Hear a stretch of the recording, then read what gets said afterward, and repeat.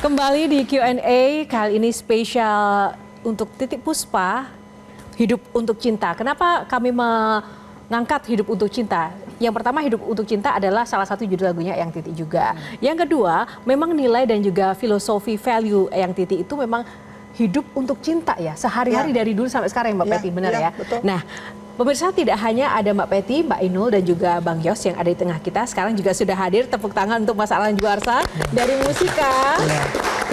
Musika ini juga memiliki peran yang sangat penting bagi perjalanan karir Titiek Puspa, sehingga seluruh generasi bisa mendengarkan dan mengenal Eyang Titik Puspa. Mas Arlan, seperti apa ini sepeninggal Eyang Titik Puspa, apa yang akan dilakukan oleh Musika? Atau mungkin sebelum itu kenalnya dengan Eyang itu seperti apa sih Musika ini?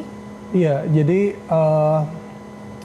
saya tuh belakangan jadi banyak dengar cerita dari Ibu Acin selaku direktur dari Musika Studio, karena Bu Acin tuh ternyata dekat sekali dengan Eyang. Bahkan dari Eyang tuh bersahabat dengan papanya Ibu Acin, Bapak Amin Wijaya, itu dari sebelum Musika.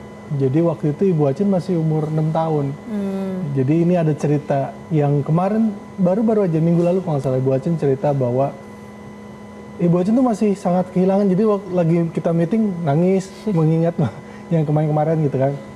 Jadi dia cerita waktu kecil itu Eyang Titik dengan papanya rekaman di awal-awal karirnya itu di pabrik kopi kakeknya Ibu Acin. Karena ya memang waktu itu kondisinya masih seperti itu dengan segala keterbatasan, tapi akhirnya itu menjadi awal karya Eyang Titik hingga sekarang. Setelah papanya Ibu Acin wafat, hubungannya tetap berjalan dengan baik. Jadi Ibu Acin melanjutkan rekaman label rekaman Musika Studios itu bekerja sama lah dengan Eyang Titik sampai sekarang. Jadi banyak sekali yang sudah dilakukan. Kalau tadi ditanya nextnya apa, kita sebenarnya sudah beberapa tahun terakhir itu selalu bekerja sama dengan baik, dan karya-karya Eyang Titik yang dulu mungkin dalam piringan hitam, masih pita apa segala macam, kita digitalisasi sehingga seperti yang disampaikan tadi seluruh generasi bisa menikmati. Ada nggak sih Mas satu karya atau mungkin apa gitu yang ternyata belum rilis dan belum sempat atau tergarap, yang menjadi benar-benar impiannya Eyang Titik itu, wah ini harus segera ini nih terwujud, itu ada nggak?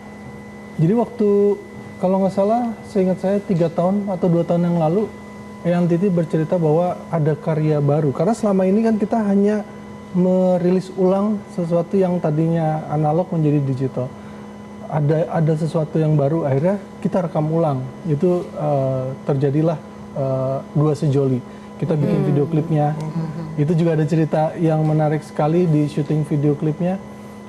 Kemudian tentunya kita juga masih ada beberapa karya-karya Eyang Titik yang belum kita naikkan secara digital, dan kita juga seharusnya ada yang belum pernah didengar sama sekali oleh publik. Kita akan coba untuk garap untuk segera dipublikasikan. Nah, kalau di publik itu kalau ke Musika, saya sempat pantau pertanyaannya, wah ini royaltinya gimana nanti Eyang Titik segala macam, itu seperti apa sih pembahasannya?